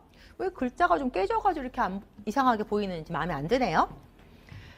자, 그리고 또 한 번의 특강이 여름방학을 이용한 5회의 특강인데 아까 말씀드렸죠. 저널 어프로치라든지 직소 리딩이라든지 이런 것들이 다 이 책 안에 들어 있거든요. 그래서 변화하는 교육 환경에 따라서 새로운 그런 신개념, 신이론 이런 것들이 나올 수 있다고 생각을 하기 때문에 이 책도 지금 5판이잖아요. 제가 4판도 갖고 있는데 5판으로 바뀐 지가 지금 4년쯤 된 것 같아요. 또 바뀌면 또 구입할 건데요. 신개념으로 뭘 보고 있는지 계속 보는 거죠.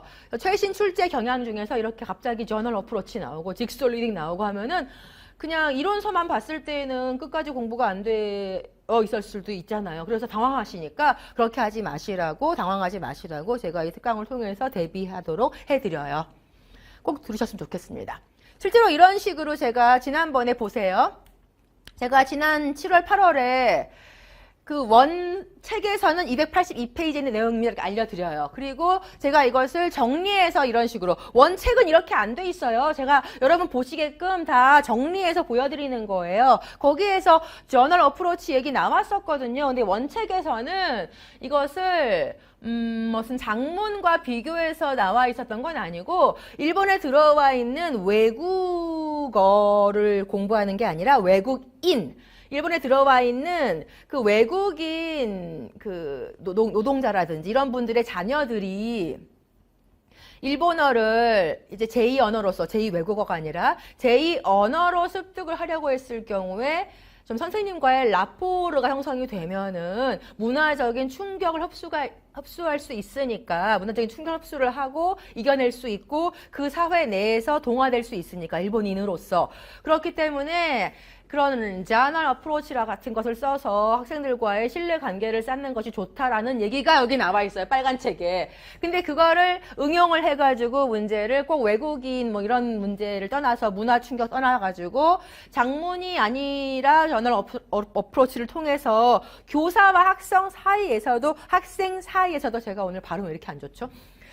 죄송합니다. 학생 사이에서도 충분히 그런 라포를 형성을 할 수가 있다, 이렇게 나오는데 저는 이거 너무 중요하게 봤어요. 그래서 앞으로의 우리의 그 환경이 여러분 중에서도 아마 느끼시는 분 계실 텐데, 외국인들이 우리나라에 많이들 지금 들어와 계시잖아요. 그래서 우리나라의 그 경제의 한 축을 담당하고 계시고, 그분들이 한국인과 결혼을 해서 아이들을 낳을 것이고, 이 흐름은 대세이기 때문에 이 다문화 사회를 우리가 어떻게 대비해 갈까, 이런 고민들을 당연히 저 위에 계신 분들이 하고 계실 것이고, 그러면 그런 분들이 국가기관인 그 평가원에다가 이런 얘기를 또 부탁을 해서 그런 상황까지도 적용이 될 수 있는 문제를 요구하실 수도 있는 거잖아요. 그렇게 해서 제가 생각할 때는 저널 어프로치라고 하는 것은 앞으로의 특히나 제2 외국어를 담당하는 선생님들한테는 꼭 알고 계셔야 되는 지식이라고 느껴지더라고요.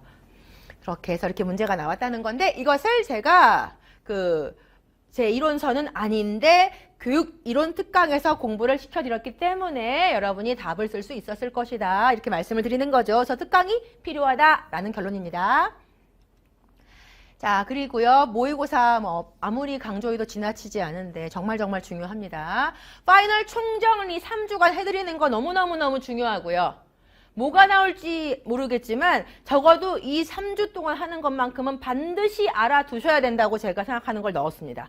뭐가 남아도 이상하지 않은 거, 이 중에서 그런 것들을 넣은 거예요. 핵심 키워드 총복습을 합니다. 1년 동안에 1월부터 4월까지 공부했어요. 그리고 기출에서도 공부했어요. 중간에 있는 특강 2번에 있어서도 공부했어요. 그래서 같은 내용이 계속 반복이 된단 말이에요. 반복이 된다고 하더라도 마지막에 또 한 번 반복을 시켜주는 거예요. 그렇게 해서 같은 내용에 대해서 3번, 심한 경우는 4번 정도까지 반복 학습을 통해서 반드시 중요한 것만큼은 알고 가시라는 겁니다. 이것을 하고 그 다음부터 시험을 보죠. 그래서 시험을 4주부터 10주까지 4, 5, 6, 7, 8, 9 이렇게 해가지고 10까지 하게 되면은 여러분이 7회 정도까지 모의고사를 보실 텐데, 아까 말씀드렸다시피 실제 시험과 동일한 환경, 동일한 시간, 동일한 유형, 이런 식으로 내요. 모의고사 보셔도 아시고 실제 시험 보셔도 여러분이 너무 비슷하다 이렇게 말씀을 하시는 거는 문제가 적중이 되는 것도 있지만은 1번 문제 뭐 나오고 2번 문제 뭐 나오고 3번 문제 뭐 나오라고 하는 템플릿이 저한테는 보이거든요. 기출문제를 쭉 보니까 아, 이런 식으로 템플릿을 만들어 놓고 실시를 하시는구나 라고 해서 제가 거기에 맞추어서 문제를 내기 때문에 그렇게 느껴지실 거예요. 그런 것들도 갑자기 순서가 바뀌면 좀 당황하실 수 있어서 여러분이 가능하면은 안정감을 가지고 시험을 보실 수 있게끔 이렇게 배안을 하고 있습니다. 그리고 실제로 답안 작성에 내가 해보니까 모의고사를 시험 봤을 때 이렇게 썼더니 뭐 답안이 넘친다, 이렇게 쓰니까 답안이 너무 부족하다라는 것도 좀 실패를 통해서 그 가감을 하실 수 있어야 돼요. 그 가감을 할 수 있는 연습을 시켜드리는 거고요. 매 시험 끝난 다음에 문항 분석도 당연히 해드리고 난이도에 따라서 내가 어려운 문제를 맞췄는지 쉬운 문제를 맞췄는지, 내가 어려운 문제를 틀렸는지, 쉬운 문제를 틀렸는지 남들과 비교할 수 있잖아요. 그런 것과 그 다음에 순위 공개를 해서, 물론 이름은 다 가리고요. 당연히 가립니다. 자신이 취약한 부분을 좀 점검하시면서 자신의 위치, 평균점 제가 늘 잡아드리거든요. 그 평균점보다 내가 얼마나 위에 있는지, 얼마나 아래에 있는지, 어떻게 분발해야 되는지 이런 것들을 보여드려요. 자, 파이널 모의고사 이런 식으로 이루어집니다. 이렇게 해서 가령 그 1번 문제는 거의 교육과정으로 제가 깝니다. 거의 그렇게 템플릿이 유지가 되기 때문에 교육과정으로 깔아놓고, 2번 문제는 굉장히 단답형 문제가 많이 나오거든요. 그런 문제로 깔아서 파이널 모의고사를 해드리고 있습니다. 여러분의 답안은 이렇게 오는 거죠. 이렇게 저한테 제출을 해 주시면은 제가 여기에다가 첨삭도 해드리고 점수 다 합산해서 당신은 몇 점이에요? 라고 다 보내드립니다. 제가 다 해요. 이런 식으로 이분은 정말 많이 틀리셨네요. 많이 썼으니까 많이 틀렸겠죠. 그렇죠. 근데 이렇게까지는 첨삭이 많이 되지 않는데 이분이 특히 틀린 부분이 많은 거는 답안에 여분이 많았어요. 이분이. 이분이 제가 이런 부분은 아예 빼고 쓰라고 잘 보시면은 여기서 여기까지는 안 써도 되는 부분이라고 제가 표현해놨어요. 이것도 안 써도 된다요. 그러니까 이렇게 쓰면은 로스가 너무 심해요. 정해진 시간 동안에 4줄을 쓰지 않아도 되거든요. 3줄만 써도 정답만 있으면 되는 거예요. 그런데 자기가 아는 지식을 총동원해가지고 막 쓰다 보면은 나중에 시간 부족으로서 점검할 시간을 못 얻잖아요. 점검할 시간을 아무리 못해도 5분, 저는 10분 정도 점검할 시간을 반드시 만들라고 여러분께 제가 요청을 드리는데 막판에 내기 전에 쭉 보면서 조건 빠진 거 어디 있나, 내가 확실하게 잘 썼나, 어이없이 내가 한자를 잘못 쓴 거 어디 없나, 이런 것들 어이없이 타금 안 찍고 내는 거 없나, 이거 확인해야죠. 다 써놓고 그것 때문에 틀리면 어떡해요. 그렇기 때문에 반드시 효율적인 답안을 써야 된다. 그래서 이분한테는 제가 따로 불러가지고 아마 여러 번 말씀을 드렸던 것으로 기억하고 실제로 잘 따라주셔서 나중에는 답안이 좀 더 콤팩트해지셨어요. 아는 거 다 쓴다고 되는 게 아니에요. 이런 식으로 길게 쓰시면 안 됩니다. 정말로. 시간 너무 없어요. 앞에 분은 좀 너무 부족했어요. 이 부분은요, 여기도 보시면 지금 통째로 날리는 부분 있죠, 이분도. 묻지도 않은 내용을 쓰면은, 제가 뭐라고 썼냐. 묻지도 않은 것을 쓰면은, 뭐라고 했죠? 아무튼 썼는데, 여러분 가끔 이렇게 제가 뭐라고 써놓으면은 상처받으시는 분 있어요. 정말 저도 좀 괴로운데, 제가 뼈 때린대요, 자기들. 그래서 저도 좀 죄송한데, 저는 제가 너무 예의를 지키지 않고 여러분에게 막말을 하거나 이러지 않고 저 항상 경어체 씁니다, 여러분에게. 그리고 최대한 여러분에게 객관적인 사실을 전달을 해드리고 싶어요. 여기다가 막 예쁜 말 한다고 좋은 거 아니잖아요. 여러분이 현실을 직시해야지만 본인의 잘못을 깨닫고 그것을 바탕으로 다시 일어서셔야 되는 거잖아요. 그러니까 저의 진심을 알아주실 거라고 생각하고, 또 이때쯤 되면은 저한테 그 첨삭을 해야 되는 시간이 정말 많이 필요해지는데, 제가 잠도 거의 이틀에 한 번만 자면서 이때 다 이거 대응하거든요.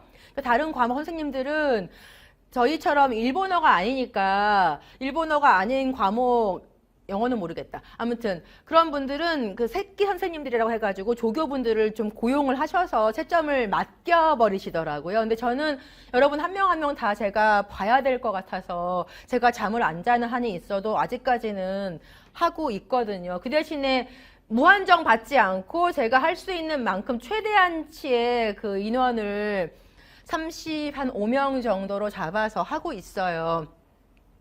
그렇게 해서 첨삭을 해드리는데, 이럴 때 여러분이 저의 제가 드리는 말씀을 잘 받아들여 주시고 고쳐주시는 분 만나면 상당히 기쁘고, 그런 분들이 결국 항상 좋은 결과를 냈다고 생각이 됩니다. 이렇게 첨삭 서비스를 받아보고 싶으신 분들은 인강에서 제가 나중에 말씀드리겠지만 그 시간이 있기 때문에 그 시간 내로 빨리 풀어가지고 내시면 되는 건데, 또 그러면은 항상 기간제 수업하시는 분들은 퇴근하고 푸셔야 되니까 못 들어오셔가지고 제가 좀 그 부분도 안타까워서 좀 격주제를 운영한다거나 이런 식으로 많은 머리 머리를 좀 쓰고 있습니다.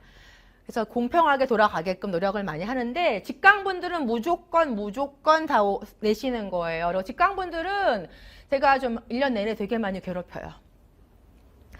자, 이렇게 해서 내주시고요. 점수 공개는 이런 식으로 이름 같은 거 없잖아요. 그래가지고 그냥 맨 위에 점수부터 맨 마지막 점수, 이때에는 지금 31명밖에는 지금 안 나와 있는데 요거보다는 좀 더 많이 요 아래 점수를 제가 좀 날렸나 그랬을 거예요. 좀 너무 낮은 점수라서 좀 날린 것 같은데 이렇게 해서 그 가장 높은 점수부터 좀 어느 정도 평균 점수를 알 수 있게끔, 그래서 평균보다 내가 얼마나 위에 있는지, 그리고 여기서 보시면은 요 점수대에서 상당히 지금 치열하거든요. 그러니까 비슷한 점수를 가진 사람들이 많다는 얘기예요. 그래서 안심하시면 안 되는 영역입니다. 정말 이렇게 되면은 이렇게 해서 보여드리게 되어 있습니다. 그리고 난이도를 가지고서 지금 파란색, 빨간색 보일 텐데 잘 푼 문제, 못 푼 문제예요. 보시면은 아, 난이도가 상이었구나. 그러니까 다 같이 못 풀었구나. 오케이 되는 거죠. 안심이 되는 거예요. 아, 나도 못 썼지만 남들도 못 썼어 라고 해서 안심이 되는 것이고, 이런 경우는 난이도가 상인데 사람들이 많이 잘 풀었어. 야, 그러면은 나만 못 풀었나? 이렇게 되는 거예요. 그래서 아, 나 이 부분 너무 취약하구나. 이 부분 좀 열심히 해야 되겠어. 라고 마음을 먹게 되는 거죠. 아시겠죠? 그렇게 보시게끔 제가 알려드려요. 자, 넘어갑니다. 이제 모고 적중 내역이라고 해서 제가 말씀을 드릴 거는 따로 없고요. 이 모고 적중 내용을 제가 다 정리를 해서 학원에 보내드렸습니다. 그래서 여기 보시면은 올킬 적중이라고 쓰여져 있는 이 부분이 학원 쪽에서 하면 그게 있습니다. 그리고 저는 여기다가 지금 요거를 클릭하면 원래 되게끔 갖고 왔는데 이 상황에서 전자칠판에서는 제가 알기로 클릭이 안 돼요. 안타깝게도 그게 안 되기 때문에 그 전자칠판이 아니면은 클릭했을 때 쫙 보여드릴 수 있지만은 지금은 그게 안 나오는 거 조금 안타깝고요. 그 여러분이 홈페이지 들어가셔가지고 이 올킬 적중에서 클릭하시면은 그 많은 것들의 정보가 쫙 정리가 되어 있습니다. 그거 보시기 바랄게요. 그리고 아직은 먼 얘기지만 2차 대비 강의에 대해서도 설명드려야죠. 오늘은 전체 1년 동안의 커리큘럼 설명하는 그런 시간이니까. 2차는요. 모든 분들을 다 해드릴 수 없습니다. 일단 제가 여러분에게 해드릴 수 있는 것은 임용고사 당일날 저는 문제를 풀어요. 그날 문제를 여러분이 보시고 한 5시 정도가 된 문제가 공개되거든요. 그럼 제가 바로 풀기 시작해서 그날 새벽까지 다 올려드려요. 그래서 그 다음날 아침이 되면은 다들 보실 수 있게끔, 그리고 그 아래에다가 제가 생각하는 답이 틀릴 수도 있으니까 여러분의 의견을 좀 써주시면 제가 답을 정정하기도 하고 여러분과 토론을 하기도 하고 그런 것들도 다 보여드려요. 이런 것들은 학원 홈피는 아니고요. 저희 다음 카페에 제 이름 치고 들어가시면은 그 일본어 임용 관련한 정보가 모여져 있는 카페가 있습니다. 그 카페는 제가 만든 건 아니에요. 제가 만들기 전에 오랫동안에 일본어 임용에 있어서 엄청나게 공헌을 해주셨던 그 민희정 선생님이라는 분이 계시는데 그분께서 만들어주신 카페예요. 그런데 그분과 달리 저는 사실 SNS를 막 그렇게 좋아하는 사람은 아니어서, 제가 인터넷을 막 열심히 하는 사람은 아니기 때문에 제가 그 카페를 막 관리를 하거나 이런 거는 좀 잘 힘들고요. 저는 그런 거 관리하는 시간에 제가 문제 더 분석하고 연구하고 이런 쪽에 시간을 쓰는 게 맞다고 생각해서 제가 막 카페에 들어가서 여러분하고 소통을 하거나 이러지는 않는데, 어쩌다 한 번씩 들어가면은 막 너무 뜬금없는 얘기가 있어가지고 가끔 밑에다가 제가 아닙니다 달아드릴 때도 있지만은요, 제가 오히려 안 갔을 때 여러분이 훨씬 더 편안하게 소통하시는 것 같더라고요. 그래서 아무튼 그 카페에다가는 제가 이때부터 열심히 좀 들어가서 밑에다가 쫙 여러분의 그 질문에 대해서 상담도 많이 해드리고, 이 부분은 정답으로 인정받겠습니다, 이 부분은 정답이 되기 조금 힘들겠습니다, 안타깝지만 뭐 이런 얘기도 써드리고 그러면서 하고, 그런 다음에 일주일 내에 바로 해설 강의를 촬영을 해서 그 문제 하나하나에 대한 설명을 다 해드립니다. 그러면 대부분 다 가채점이 끝나실 거예요. 그러면 가채점 끝나시면은 각자 2차 준비는 하시는 겁니다. 그때부터 강의를 열어가지고 제가 한번 해봤는데, 강의를 해서 쭉 하다가 발표가 나가지고 떨어졌어요. 그랬더니 막 울고 집에 가시고 막 분위기 너무 안 좋아지고 그래서 제가 발표 나기 전에는 강의를 안 열어야 되겠다. 그리고 발표 나기 전에 제가 여러분 막 모아가지고 제가 원하는 방식대로 하는 것보다는 여러분이 해야 되는 부분에 있어서 시간을 좀 투자하시는 게 맞다라고 생각이 되는데 그게 뭐냐면요. 저희가 지원한 교육청마다 들어가셔가지고 교육청에서 나온 홍보 자료 다 다운받으셔서 그거 다 이해하시고 그거 다 일본어로 어떻게 말할지 서로 스타디 하시면서 공부하시는 거 하나. 또 하나는 수업 시연, 모의 수업 이런 거 유튜브 같은 거 여러분이 보셔도 많이 나와 있거든요. 그런 거 보시면서 각자 지도안 만드셔서 그 15분이나 20분 정도 교탁에 올라가서 내가 어떻게 수업을 할 것인가를 끊임없이 연습하는 거죠. 그렇게 해서 연습, 스타디 반드시 하셔야 됩니다. 스타디를 하기 위해서라도 여러분께서 직강 수업을 나오시면 좋아요. 인강으로만 계시면은 스타디 만들기가 쉽지 않잖아요. 근데 직강에 나오시면은 매주 얼굴 보다 보니까 서로 친해지셔가지고 자연스럽게 스타디가 구성이 되거든요. 그래서 좀 직강에 좀 많이 좀 오셨으면 좋겠습니다. 멀리 계신 분들이 어쩔 수 없죠. 그런데 수도권에 계신 분들은 일주일에 한 번 정도 GTX를 타시든 뭘 하시든 광역버스를 타시든 제가 아침 수업도 10시에 열잖아요. 꼭 또 새벽부터 나오라는 거 아니잖아요. 그러니까 오셔가지고 하루 정도 직강 듣는 게 그렇게 어려울 것 같지 않다고 저는 생각해요. 그러니까 여러분들의 사정이 어떠냐에 따라서 제가 강요할 수 없지만은 사실 직강 나왔을 때 저의 그 잔소리도 많이 들으실 수 있고 제가 가끔 밥도 사드리고요. 커피도 사드려요. 진짜로요. 상담 요청하시고 막 이러면요. 상담도 자주 해드리고 그러니까 가능하면 저는 직강에 좀 많이 좀 오셨으면 좋겠어요. 자, 다시 돌아와서 스타디를 하시면서 열심히 연습을 하세요. 그러면 1차 합격 때까지 한 달 이상의 시간이 있단 말이죠. 그래서 그동안 여러분이 나름대로 좌충우돌 하시면서 열심히 했어. 그러면 2차 강의에서 저랑 함께 그걸 확인할 수 있는 시간이 열리는데 제가 몸이 하나니까 모든 분들을 모실 수가 없고 그래서 하루에 2팀을 운영을 하는데 하루에 2팀을 운영했을 때 한 팀당 3명이에요. 그래서 작년까지 제가 4명 했는데 도저히 안 돼서 이제는 힘들어요. 그래서 3명으로 바꿔서 모두 합해서 12명의 그 직강생 분들만 모실 수 있습니다. 나머지 분들은 어쩌라고요 하면은 그분들께는 인강으로 저의 그 지도 요령은 다 드리고 제가 만든 자료도 다 드리는데 여러 인강 들으시는 분이 공유를 못 하시는 부분은 실제 수업 실현을 하는 각자 라이벌이시니까 보여드리기 좀 그렇잖아요. 그래서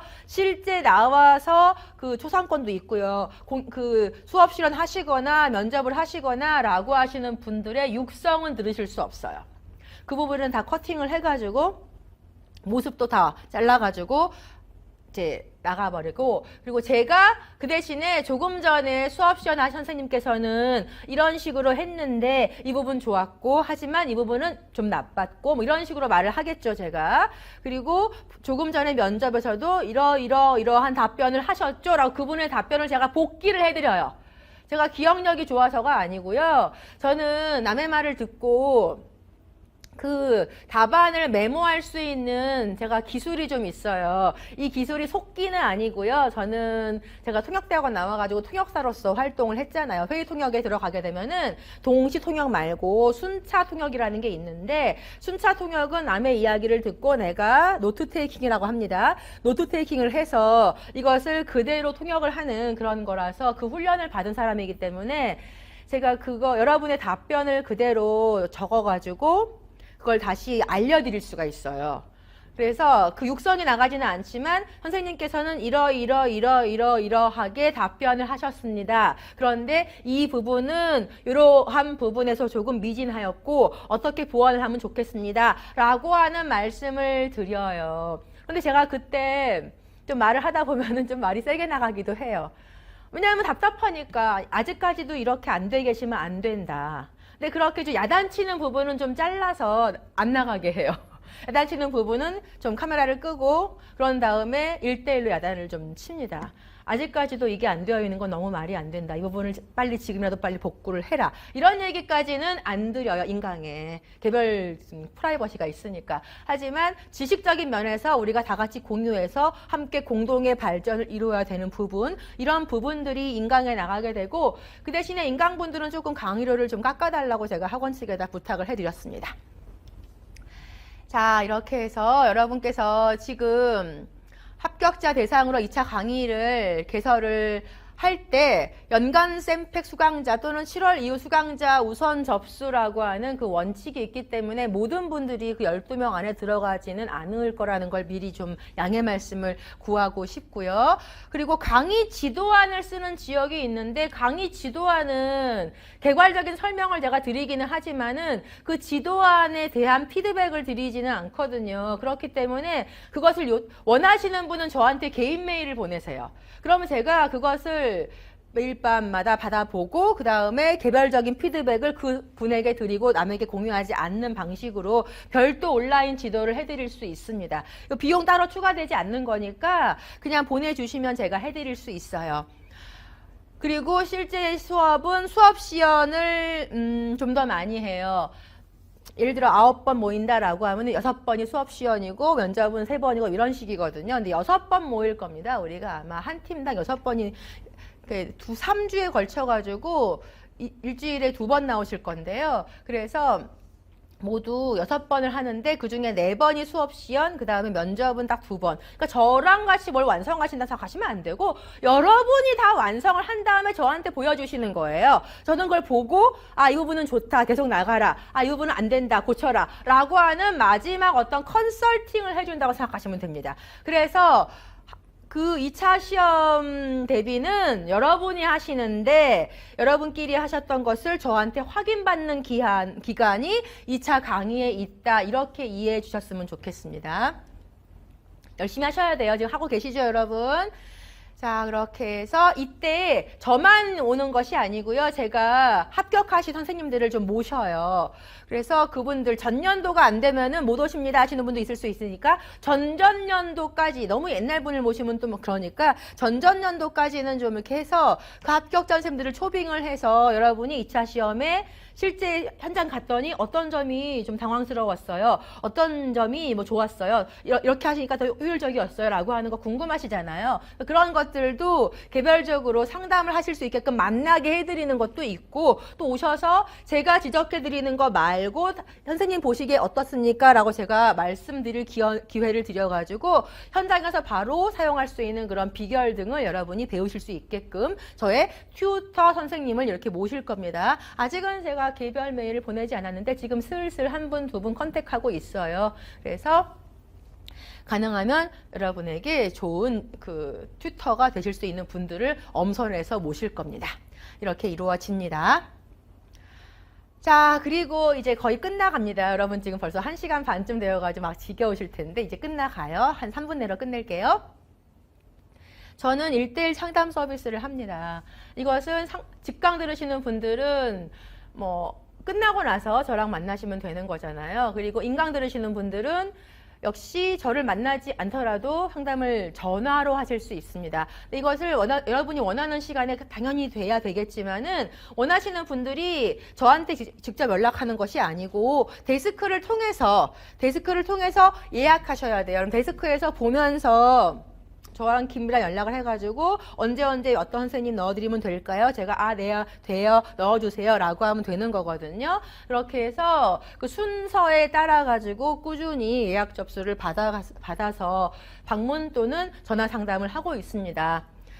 직강생분들은 방문하실 필요가 없는데 인강생분들 중에서 가끔 서울에 볼 일 있어 오실 때 있잖아요. 그럴 때 좀 방문하셔가지고 늘 화면상으로 보시던 저를 만나보시고 이렇게 방문해서 상담하시는 분도 계시는데 1년 내내 열려 있으니까 항상 상담하시고 시간은 강의 끝나고 수요일이에요. 그러므로 4시 반에 끝나니까 4시 한 40분, 50분 그때부터 또는 5시, 6시 뭐 이때까지 제가 여러분하고 상담할 수 있고 어떨 때는 제가 집에 간 이후의 시간을 원하시는 분들도 계셔서 제가 그럼 집에 얼른 가서 집에서 이제 제가 집 전화로 이제 상담을 집에 앉아가지고 설명을 드릴 때도 있습니다. 아무튼 그때 좀 모르는 번호가 왔다고 해서 안 받으시면 안 돼요. 상담을 신청하신 분은 그 시간에 그 번호를 받아가지고 저한테 상담을 신청해 주시면 좋겠고요.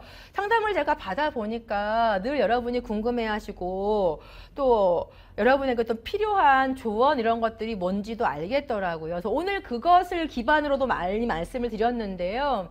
이런 것들, 그 시험이 어려운 시험이지만 이게 또 정보 못할 시험도 아니라고 전 생각하거든요. 그런데 단지 여러분은 바르게 갈 수 있는 길, 이걸 잘 못 찾으시는 거잖아요. 근데 그 길은 여러분 혼자서 찾을 수 없다면 스터디 멤버들과 함께 찾을 수 있고 학원에서 제공하는 교육 커리큘럼을 통해 찾을 수도 있고 저와 함께 상담하면서 찾을 수도 있어요. 다방면에서 그 길을 찾기 위한 노력을 해야 한다고 생각을 하고요. 그러한 여러분의 의지에 제가 상담으로서 도움이 되고 싶거든요. 그러니까 꼭 신청해 주셨으면 좋겠습니다. 자, 그래서 여기다 다르마를 제가 붙여서 보면은 까만색 눈을 둘 다 그려 넣었잖아요. 여러분이 꼭 이렇게 되었으면 좋겠습니다. 자, 그 영상을 보시는 분들은 2027학년도 TO가 났을 때 그 임용고사 보시려고 하시는 분들이시죠. 그래서 그분들이 2026년도 겨울에 행복한 저 다르마상을 그릴 수 있어야 되는 거예요. 그때까지 저랑 함께 쭉 갔으면 좋겠습니다. 여러분께서 물론 인생은 여러분이 결정하시는 거잖아요. 그런데 내가 일본어라는 과목을 통해 교직에서 내 인생의 보람을 찾고 싶다라고 하시는 분은 한번 도전을 해 보셔도 좋지 않을까요? 도전해도 안 된다 하면 뭐 내 길이 아닐 수 있는 건데 도전을 해보지도 않으면은 두고두고 후회가 남으실 거라고 생각해요. 그래서 한번 꼭 도전해 줬으면 좋겠다. 저는 그러기 위해서 여러분과 함께 끝까지 가겠다라는 말씀을 드리면서 오늘의 이 설명회를 마치도록 하겠습니다. 감사합니다.